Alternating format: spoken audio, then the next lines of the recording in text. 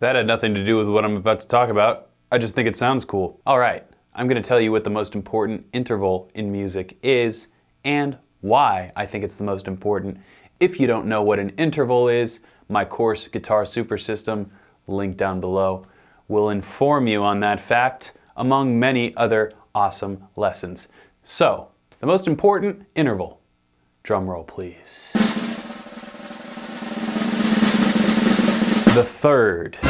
The third is the most important interval because diatonic chords, which are chords that are relative to any given scale, those are all bounded based on a succession of thirds. There are two kinds of thirds, a major third and a minor third.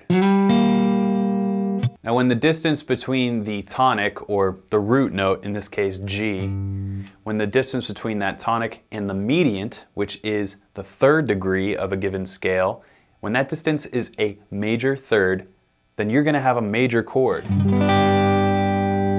When that distance is a minor third, you're going to have a minor chord, yes. So there are many different extensions, of course, as we know, to add after the fact, but this is why the third is the most important, because it is what dictates the color of a chord or the quality of a chord. And as such, it's also one of the most useful notes in an improvisation context, using this third note to kind of harp on different melodies and attack different chords in different ways.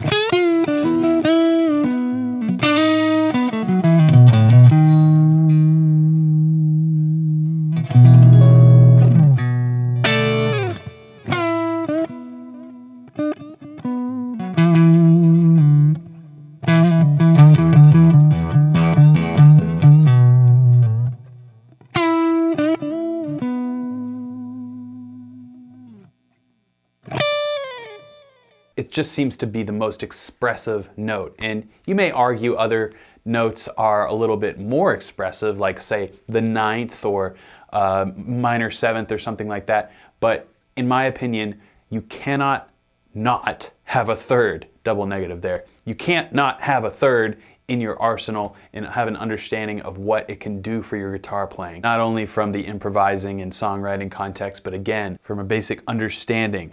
The root of all music is triads, and triads are dictated by thirds.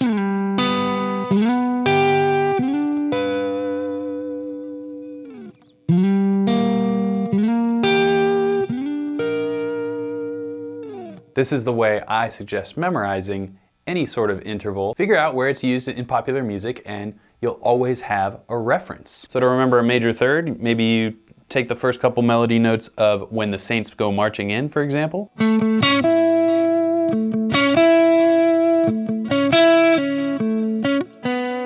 A minor third, you'll certainly recognize the first interval of Smoke on the Water.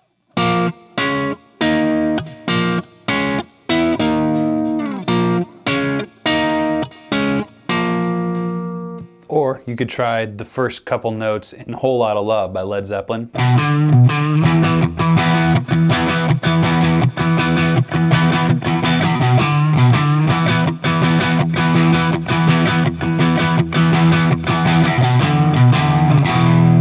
You can find other, maybe not recognizable songs, but recognizable sounds. For example, a diminished arpeggio all the way up the neck is all minor thirds.